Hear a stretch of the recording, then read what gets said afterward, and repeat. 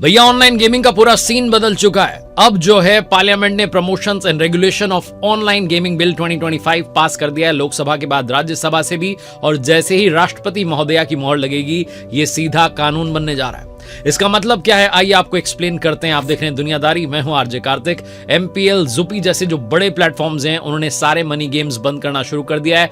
मतलब वहां पैसा लगा करके खेलने वाले गेम्स का चैप्टर बंद हो गया है। ज़ुपी कह रहा है कि ludo supreme, ludo turbo, snakes and ladder and Trump card mania जैसे जो गेम्स हैं अवेलेबल रहेंगे, लेकिन पैसे वाला फंडा खत्म हो गया। लेकिन भैया ये तो बस शुरुआत है। जल्द ही ड्रीम 11, माई 11 सर्कल, रमी सर्कल, पोकरबाजी, जितने भी बड़े बड़े नाम है, मनी गेमिंग का गेट ये भी बंद कर रहे हैं। सोच के देखो, मतलब ड्रीम 11 जिसकी आईपीएल मार्केट वैल्यू जो है लगभग $8 बिलियन की है, और एमपीएल जिसकी वर्थ $2.5 बिलियन की है, इनको कितना बड़ा झटका लग सकता है। एक्सपर्ट्स कह रहे हैं कि इस नए कानून से इंडिया का $3.8 बिलियन का पूरा जो ऑनलाइन गेमिंग इंडस्ट्री है वो हिलने जा रहा है। और इंडस्ट्री ग्रुप्स ने साफ कह दिया है कि अगर ये बैन पूरी तरीके से लागू हो जाता है तो 2 लाख नौकरियां सीधे जाने वाली है। सरकार ने गेमिंग की दुनिया में इतना बड़ा फैसला क्यों लिया? क्योंकि सरकार को स्पष्ट दिख रहा था कि लोगों को मानसिक जो है तनाव का सामना करना पड़ रहा है, फाइनेंशियल लॉसेस का सामना करना पड़ रहा है, और जनता की आवाज थी, एक बड़े वर्ग की आवाज थी कि ये जो पैसे वाला धंधा है ये बंद होना चाहिए।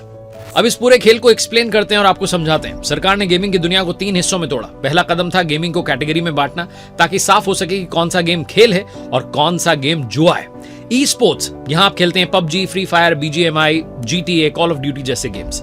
इनमें पैसा सीधा दांव पर नहीं लगता है। ये गेम अब क्रिकेट या फुटबॉल की तरह खेल माने जाएंगे। टूर्नामेंट होंगे, इनामी राशि मिलेगी, प्रोफेशनल खिलाड़ी तैयार होंगे। सरकार साफ कह रही है ई स्पोर्ट्स को स्पोर्ट्स की तरह बढ़ावा दिया जाएगा।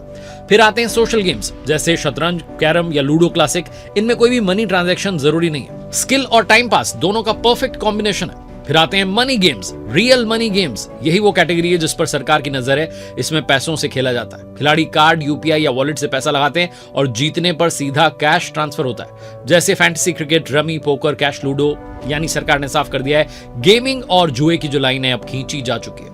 अब क्या होने वाला है? अगर आप रात भर बीजीएमआई खेल रहे हैं तो सुरक्षित हैं, लेकिन अगर आप फैंटेसी क्रिकेट पर 500 रुपए लगा करके 5000 जीतने का सपना देख रहे हैं तो अब ये क्राइम होगा। सरकार का कहना है कि ऐसे गेम्स जो हैं परिवारों को कर्जे में धकेल रहे हैं। कई युवाओं ने अपना जीवन बर्बाद कर लिया है। और सबसे खतरनाक बात, इन गेम्स से मनी लॉन्ड्रिंग, टैक्स चोरी और आतंकवाद की फंडिंग तक के लिंक मिले। यानी बात सिर्फ गेमिंग की नहीं है, ये नेशनल सिक्योरिटी और इकोनॉमी से जुड़ा मुद्दा है।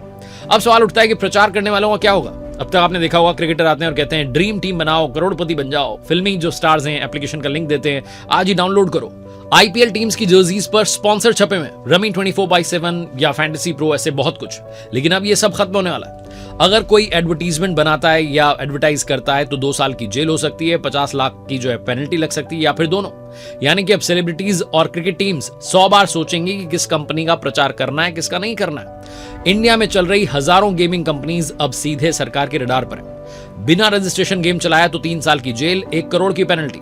बार बार पकड़े गए तो नॉन अवेलेबल जो है ये केस रहेगा, लंबी जेल हो सकती है। और फॉरेन से चलने वाले जो प्लेटफॉर्म है सरकार उन्हें तुरंत ब्लॉक कर देगी। यानी अब सिर्फ खिलाड़ी नहीं, कंपनीज के जो डायरेक्टर्स हैं, मैनेजर्स हैं, उन्हें भी जेल हो सकती है। अब आगे बढ़ते हैं और बात करते हैं बैंकिंग सेक्टर की। सोचिए, आप यूपीआई से 1000 रुपए डालकर के फैंटेसी क्रिकेट खेलना चाहते हैं, लेकिन अचानक स्क्रीन पर मैसेज आता है ट्रांजैक्शन ब्लॉक्ड, इल्लीगल एक्टिविटी।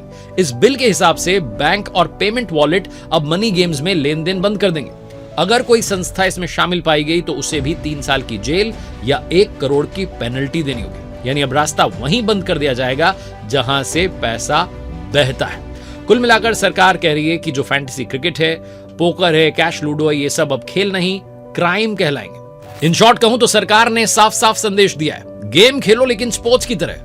पैसा लगाकर किस्मत आजमाओगे तो भैया फिर सजा पाओगे। एक बहुत बड़ी लाइन खेल और जुए के बीच में खींच दी गई है।